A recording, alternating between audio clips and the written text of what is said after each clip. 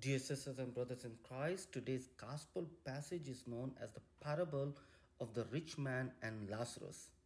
This parable represents the two standards of living in our society, and that is being rich and being poor. It also tells us about the two states of our next world, and that is hell and heaven. Let's begin with the rich man who was blessed with so many things, allowing him to live a very comfortable life.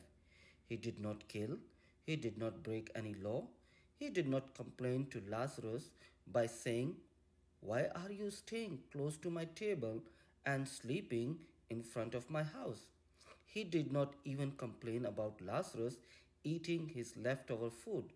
So, what's wrong with him? That he was sent to the place of fire. Before we see that, let's quickly see the character of poor Lazarus. Among all the parables of Jesus, Lazarus is the only character who has been given a proper name. His name stands for God is my help. The parable tells us that Lazarus was sick, weak, jobless, helpless, and living on scraps of food. His name actually tells us that he depended on God. In other words, his poverty, sickness, and dependency actually brought him close to God. In the same manner, God was close to Lazarus as seen by how God associates himself with the poor in the Bible.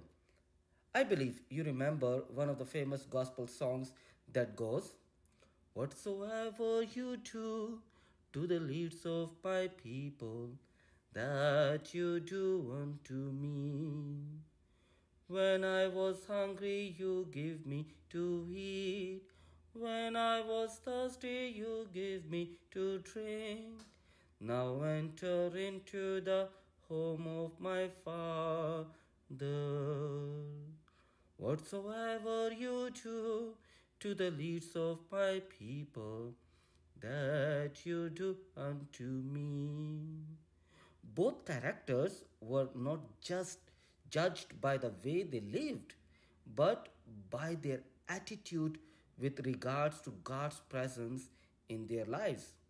Lazarus found God in his poverty as he completely depended on the Lord. On the other hand, the rich man was completely blinded with his wealth, and therefore he felt no need for God's presence in his life. The most important thing that the rich man was missing in his life was reaching out to Lazarus, who was sick, weak, jobless, helpless, and living on scraps of food.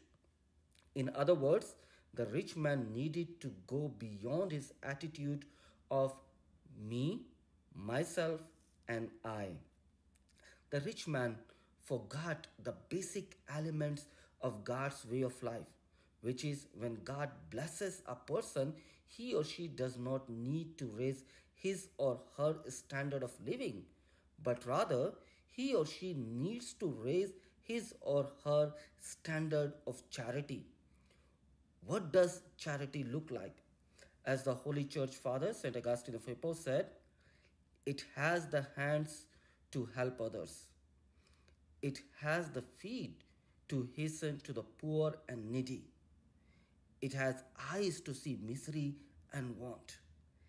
It has the ears to hear the songs and sorrows of people. During my seminary days in Rome, my grandparents sent me a gift to buy a warm jacket for the winter season because in Rome it gets really cold. After buying the jacket, instead of taking a bus ride home, I decided to walk back to the seminary while admiring the beautiful, enriching buildings.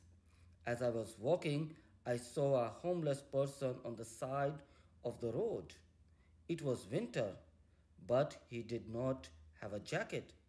I thought of going back to my seminary room to get my old jacket to give to him. But before I could do that, there was an inner voice in me saying, "Will you be happy to receive an old jacket, or will you appreciate it more to receive a new jacket? I immediately said to myself, a new one.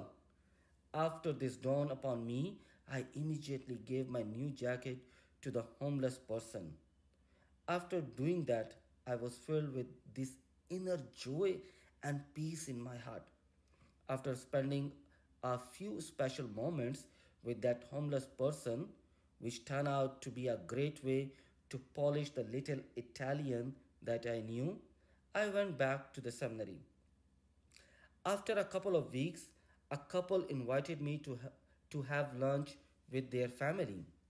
Back then, I did not know what moved them to do what they did.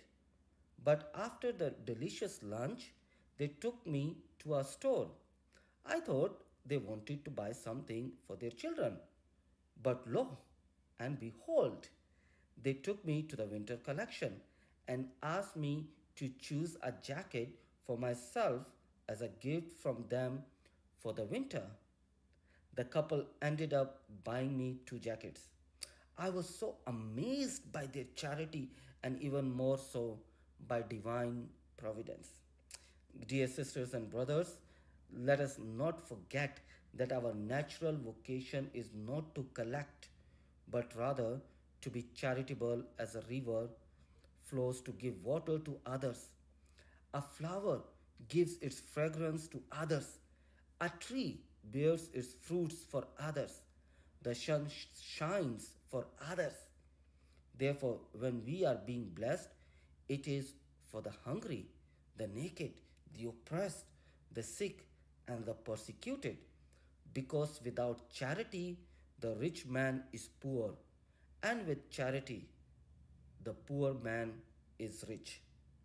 May Mary, the Mother of Jesus, and our Mother intercede for us always to raise our standards of charity.